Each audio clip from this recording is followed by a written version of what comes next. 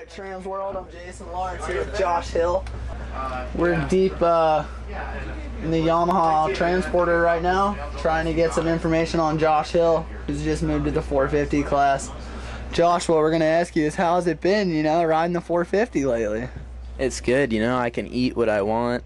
I don't really have to train too hard. I can just ride bikes all the time. The 250F is kind of a hassle because you have to pull up really hard on jumps, and when you come into the whoops, it's a lot harder to get the speed up. On a 450, I can just sit down a lot and I motor through it. It just shift up to fourth and you can get around everything. I heard you say that you don't have to train as much, but being your newly crowned neighbor, I do happen to get a little inside information, which I will let out to the competition, so you guys know.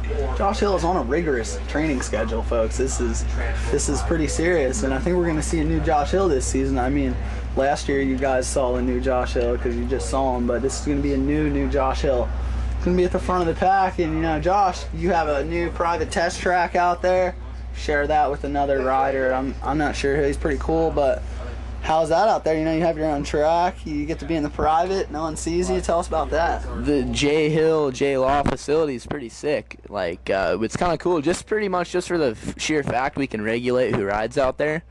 We can dictate the whole thing. So, and it gets distracting sometimes. When people want to come up and ride our track. So we try not to want anybody to ask us, so we can just keep to our own deal and ride our track and keep it nice. We got a punching bag system set up in my house too, so we're probably not the right guys to mess with right now. Josh has recently got this new little advantage, which I'm going to blame it on the CCs of his dirt bike, but he waxes me out now that he's on the 450. But I think that's good for me though, because that gives me, every day I ride with Josh, and there's always someone faster, so I'm just going to keep getting better, which is nothing but good for my season. I'm probably going to race the East. I think that's what they want me to do, but I mean, either coast, I'm going to be ready. I've been training for a little while now. I'll be ready by January no matter what the case.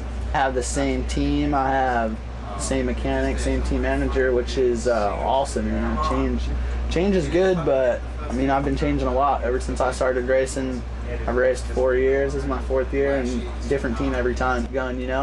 Everyone else that switches teams, they got to start back at the bottom on testing. And like I told our guys, my suspension's good. I just want to ride for a while, and our bikes are always good. So I think it's good that I still. I haven't really got to do a lot of testing. I kind of just hang back at the test track, and I just kind of do a lot of laps, and I think GL does most of the testing, and then I think kind of just what he likes, they just throw on my bike. And so that works out pretty good, because then I just make little tweaks on that, and then I can just stick to my program. I have a GL tester of my own. He goes by Ryan Morris. So he gets my testing out of the way. Yeah, Cool G gets his testing out of the way, so we're just clear sailing. So we're home decor specialists for any women out there that like that quality in a guy. We're home decor specialists. We'll decorate anything. And Jason's got the more, the sensual, nice touch to his house. It's kind of, it's more, yeah, it's more soothing. It's pretty, it's traditional.